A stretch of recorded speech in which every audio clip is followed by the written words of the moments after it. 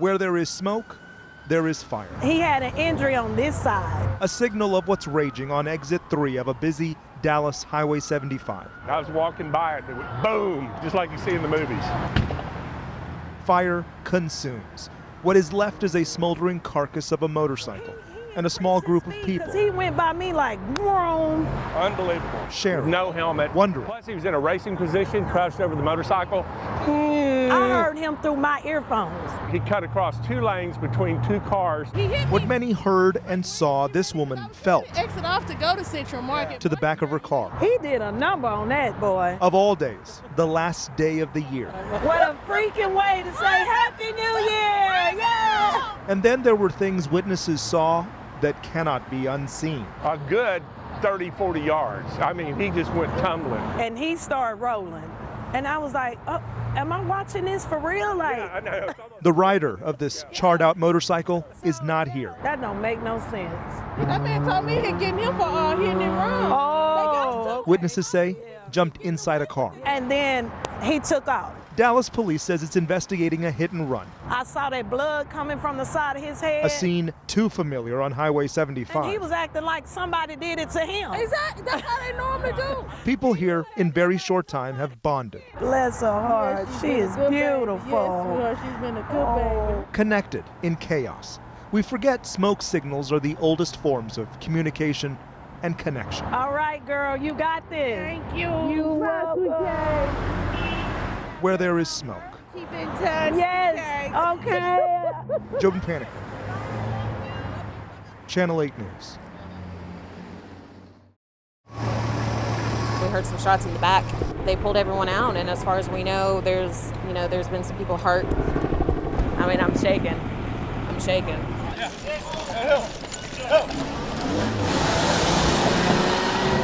And I saw a car just fly by, and it was really loud, and after him, it was just one cop after another. 50 cop cars flew down the street, and we live on a dead-end street, so obviously not a lot going on. And I saw 3 helicopters, and I had no idea what was going on. Very surreal, incredibly surreal. I mean, his truck's right over there in that person's yard.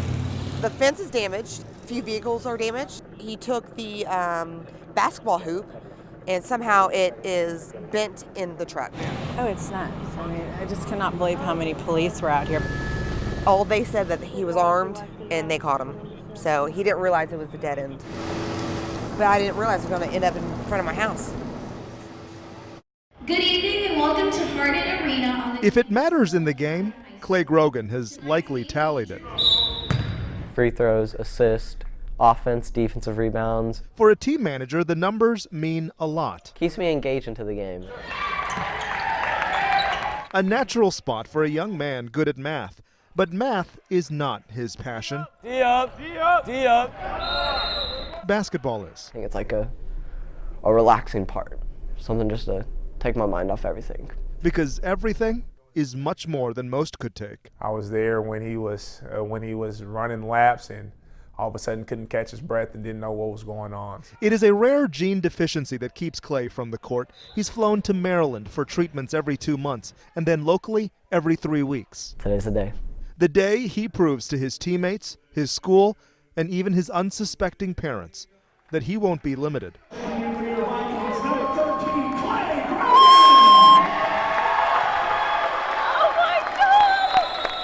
From the numbers guy to tonight, number 13. The senior at Nolan Catholic High School takes the court for the very first time. This was the day that he asked for. Clay asked for this game to bring awareness to the bone marrow registry, but he never asked to play. I gotta have 1 charge and 1 assist. I could have 0 points, I don't care. Oh my God! Oh! He shook off some early nerves, and then with the clock winding down in the third from the top of the key. Come on, come on! It is this moment they will forever remember. Just in the last year, he's been able to do more, because before he couldn't even breathe, to run, even barely walk to the car. Stay with them, Clay. Clay did not get that charge call, but when you consider what just happened, you realize numbers aren't everything. Jobin Paniker, Channel 8 News.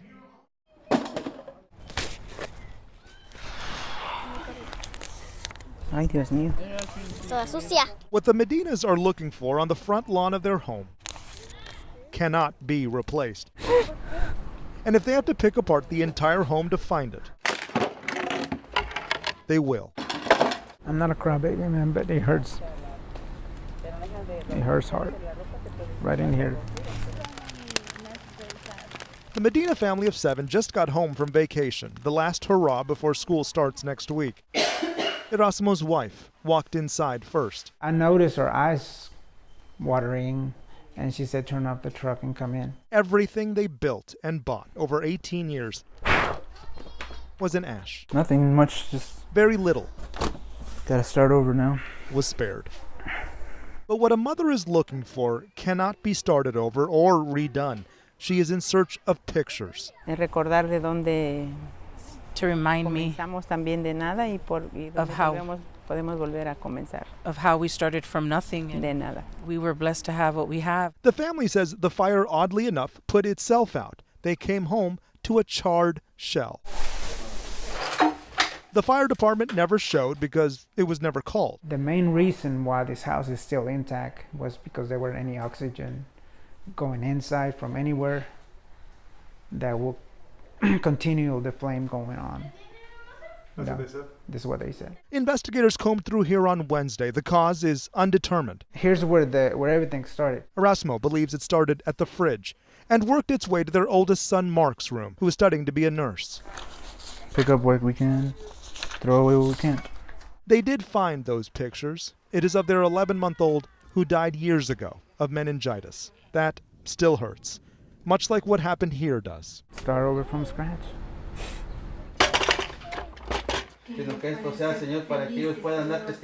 But for this family of faith, it's not exactly starting from nothing. Jobin Paniker, Channel 8 News. Her name is Tina.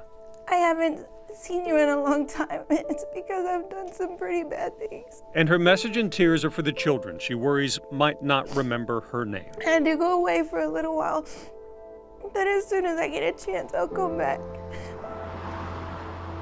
She lives here, the Hilltop Unit, a women's prison in Gatesville in Central Texas.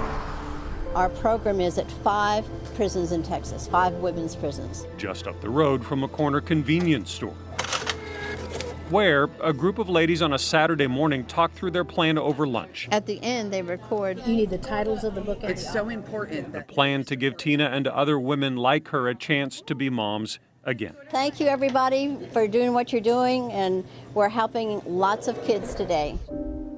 All right, so I'm going to call off your names. Once they make it behind the razor wire and inside a prison education building, we break it into smaller groups so that everything goes more smoothly. The volunteers gather 25 inmates, women whose crimes and convictions came at a cost to their innocent children, too. I've been gone for 6 years, so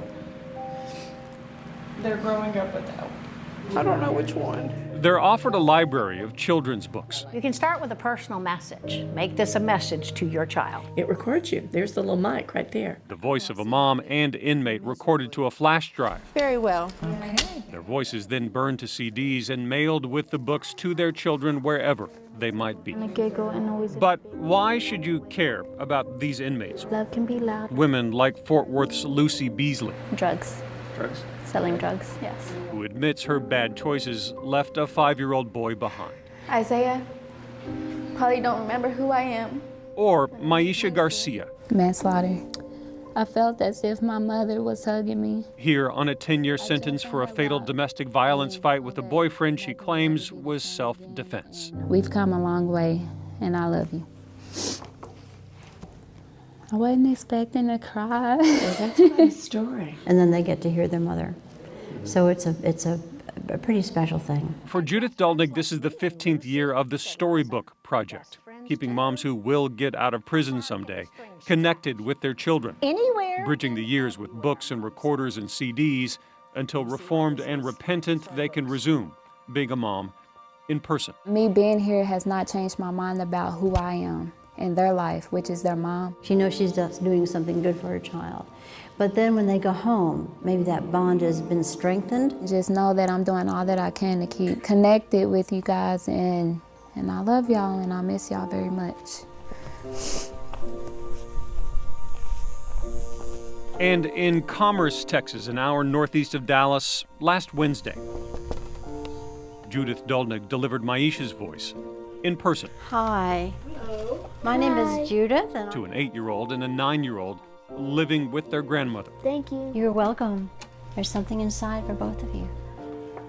I picked this book out especially for you, and I hope you like it. Girls clinging to the books and recordings with both the joys and the tears they bring. I'll tell you about myself. My name is Susan. Until the day Mom comes back. I am in grade 2 now. It feels good. It seems like she's here. I want to go to the washroom. That's why I used to crawl to the door.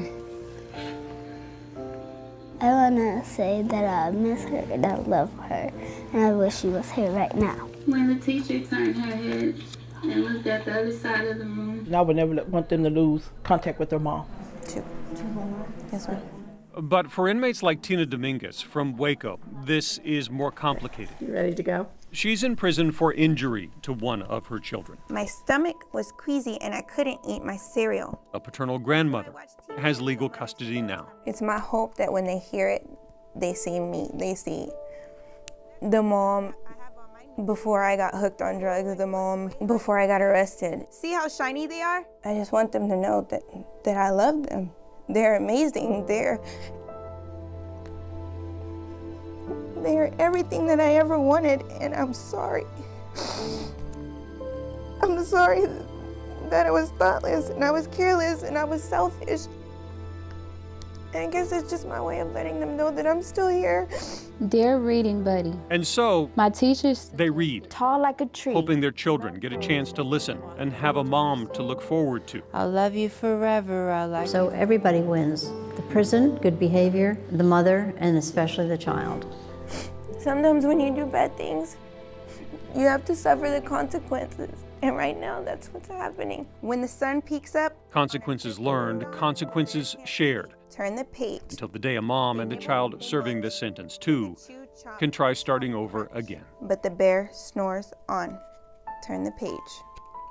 In Gatesville, Texas, Kevin Reese, Channel 8 News. I love you.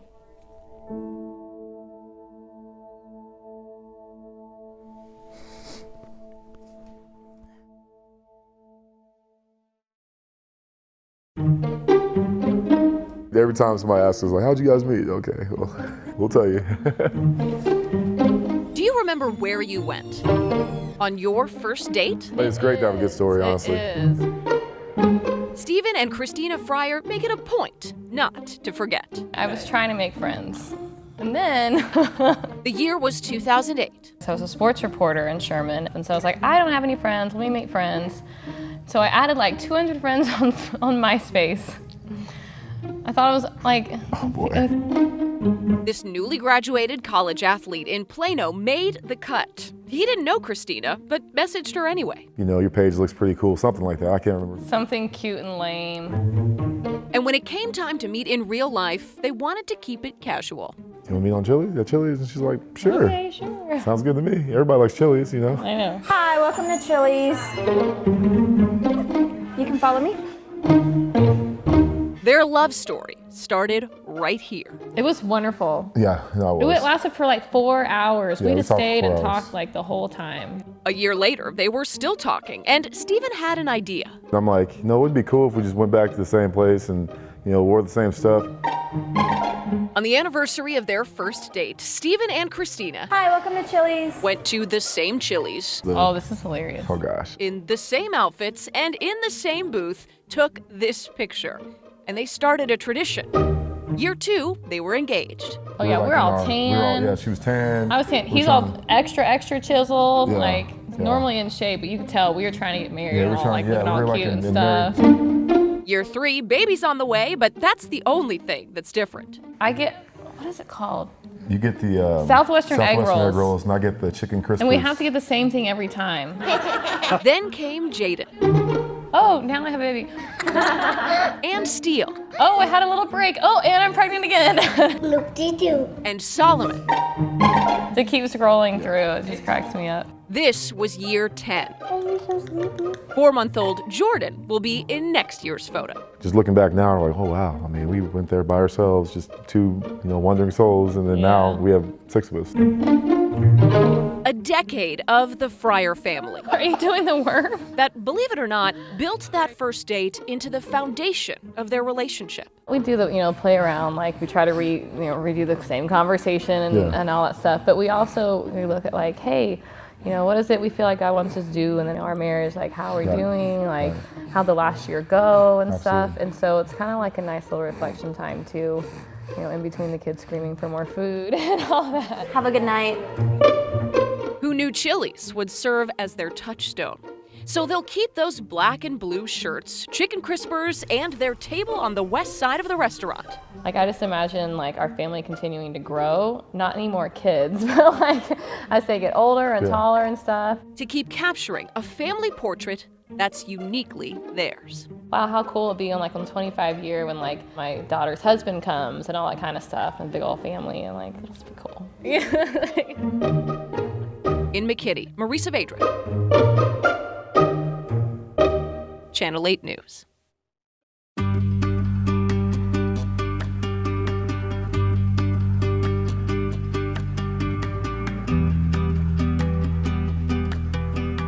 The hugs are long and the smiles wide when family is together. Fantastic. I want to cry. It's been so long, about 5 years since I've seen her last. Finally. She's gotten so big and beautiful. Slow down for a moment. Savor the feeling of Dallas's Love Field Airport at Thanksgiving.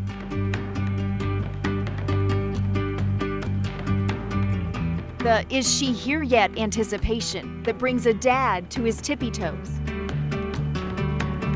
The sense of relief when a long-distance love is not so distant anymore.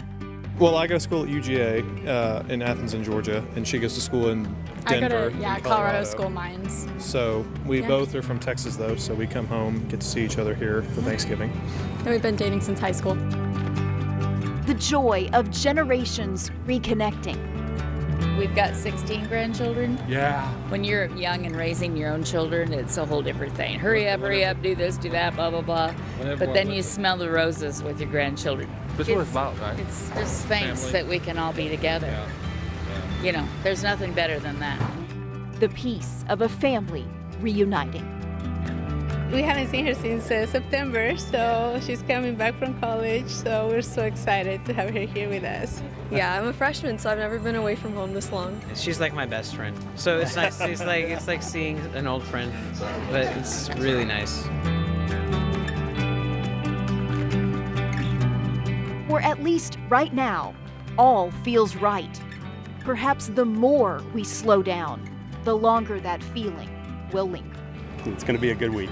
Awesome week. It is. Teresa Woodard, Channel 8 News. Hey, Dad, what do you want me to do with these screws and stuff? The moment you meet Makati Trammell, you see this is a kid My screws. doing grown-up things. They were right there. In the summers, he's his dad's right-hand man out on a ranch in Parker County. This is really the only one you can mess with. His dad, Gary, is a horse trainer by trade. Good. Yes, sir. But Makati has other dreams. I help train, but it's not what I want to do. Yeah. It's not what God put in my heart to do. Right. What did God put in your heart? It hit my heart to ride bulls. You heard that right. Yes, sir. He is a 12-year-old bull rider. He's the bull rider. I just kind of get the manual labor of it. Every day when the work is done, the training starts. Chest out, chin down. With his dad, his coach, on rigs they built together. The bull, usually its front end comes up first. No matter your age, bull riding is about your brain and your balance, and it's hard. Let's go over here and get on your other barrel for a minute. So they showed me. This is balance. This is balance. All right, I gotta try. Where are you going? One more time. But Makati is a natural. You wanna look silly? With him, I'm to the point that I turn it, I rock it, and I'll let it go. In his age group, he is the best in the world, with the buckles to prove it. Championship in Las Vegas. I ended up winning that. Though he won't say it himself. I'm not going to call myself the best. I mean, you can't get too cocky to yourself. He started riding when he was 3, and the prizes have had a toll. Hey, Bub, did you show him your leg? Is it okay if I drop my pants? A broken arm, and last month, a gashed leg when a bull stepped on him. No muscle tear, no tendon, it was all skin. It hurt a lot. Well, do you support him, or do you tell him to quit? This is what he wants to do. This is what God put in his heart. I'm not asking him to do it. I'm not making him do it. But if he's going to do it, we're going to give it everything we've got. You're riding with who, bud? We're with Makati on a big day. This is a real big competition. His family loading up for the first night of the state championship rodeo near Saginaw. These kids come to us from all around the state. He set up his gear, It's hot. stretched. Where he dropped his shoulder and There with other kids who are all brave.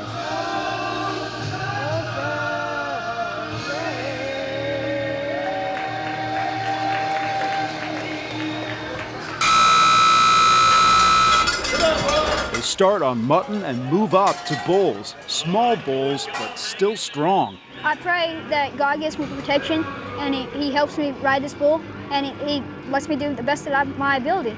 I'm just praying for no injuries. Safe ride. His mom, Erin, gets nervous every time he rides. I can't squander what his hopes and dreams and aspirations and what he loves to do just because it makes me nervous. When Makati grows up, he wants to be a pro. He already has sponsors.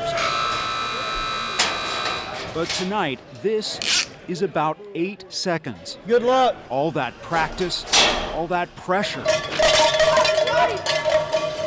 But this ride did not go as planned. When you're riding, you don't think. Like, it goes completely blank. Thrown off too soon, a hard landing. And right when he turned, I just hit the ground, just threw me off. I could have done better, but my bull was rank. After we watched the tape to see what happened, But I'm off my rope, got up here, and then he turned. When he turned, I got back here. disappointed, but don't count him out. Another bull tomorrow. And that That's about it. is what makes a champion. And another one the day after that. Bradley Blackburn, Channel 8 News. Just don't give up. Keep trying for your dreams. Thank you. Get into the story too. The two people you need to meet in this story are Vicki Brown and Christy Peavyhouse. I don't see any red lights. We're good. We're good. Who admit they're a little nervous about this whole TV interview thing. He is going to take this back to the station, and he is going to say, y'all got to see these people that I interviewed today. But Vicki's dog Eleanor showed us there's no reason Ella. That's funny. Ella Yeah, Grace. she'll be the close-up. to be nervous at all. Ella Grace. Ella, come here. Their story, however, actually starts with a cat, Garfield, on a Christmas card. They were neighbors in Abbott, Texas. At the time, I was really big into sending cards and everything. And Vicki sent this Christmas card through the post office to Christy's house just a few blocks away. It says, "Merry Christmas to a good-looking, intelligent, all-around marvelous person. Save this card.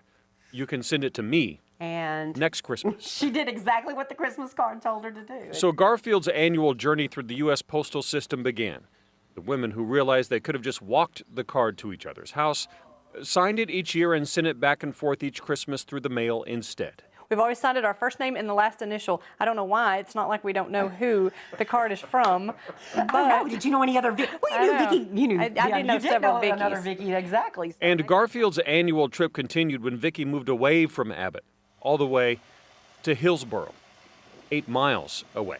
I know it's kind of a. It's like a tradition. It's like a tradition now, exactly. Like a tradition now. Yeah. It's the only Christmas card I think that I still send. This year was the card's 25th Christmas trip. I enjoy getting it. I do too. I do too. Because every once in a while I just kind of forget about it and then it shows up and I'm like, oh, it's the card. So that is something that we can look forward to. We know it's going to come every year, hopefully. No matter what, we still still have one friend. We still have one friend, yeah. And that's the simple message of enduring friendship and the story of a slightly tattered and worn Christmas card that for 25 years the U.S. Postal Service has not lost. I mean, we're very blessed and thankful that we're both still here and able to send it back and forth. And I think nobody wants to be the one to stop. Nope. Or I guess I don't want to jinx it, but if the post office loses it, I guess that would. Then that'll stop it. That I guess. That's right. I guess if it quits coming in the mail, I'll know you don't like me You're anymore. not getting it next year. Remember what happened last year?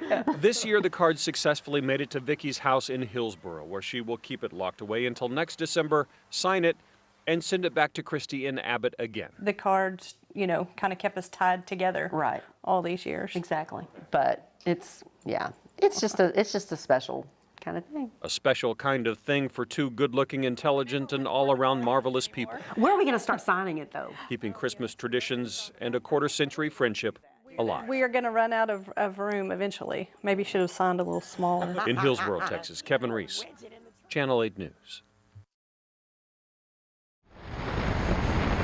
How far would you travel? How far would you go to find out who saved your life? This day is really here.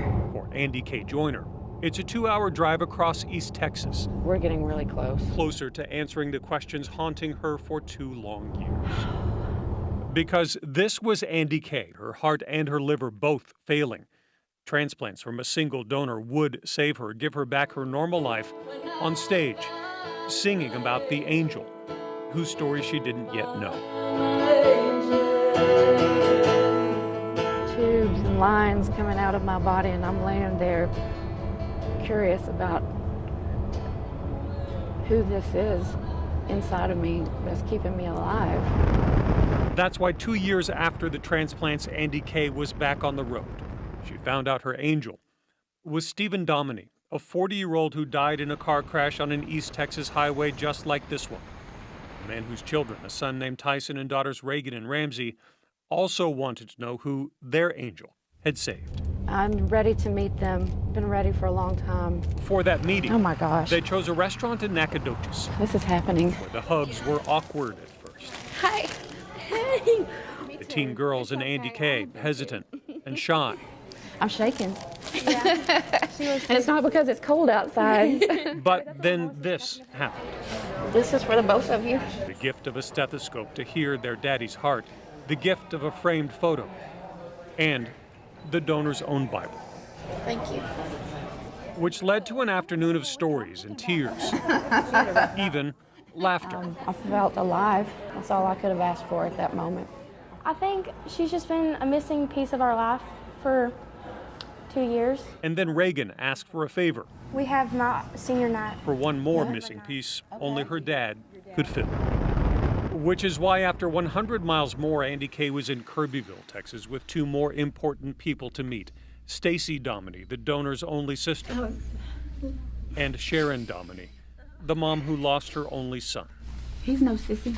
Oh, he's no sissy. Oh my God, he's strong. I didn't know how I would react to her. Oh. I feel like I'm meeting my child because she is, in a way, my child. I wish I could have got to meet her. We're having this meeting because he's not here, is what's hard.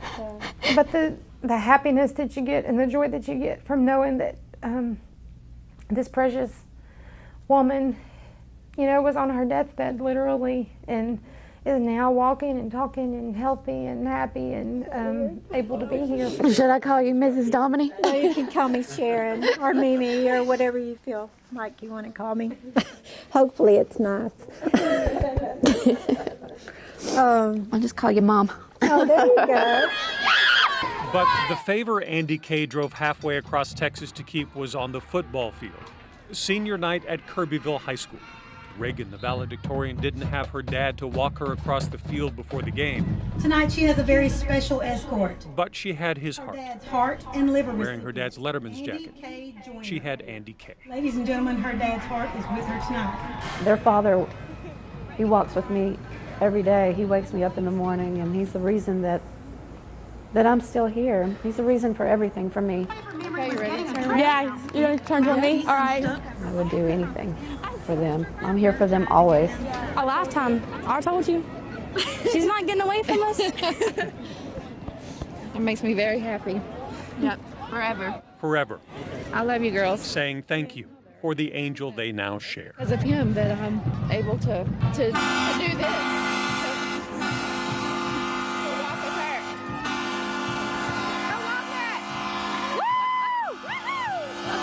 In Kirbyville, Texas, Kevin Reese, Channel 8 News.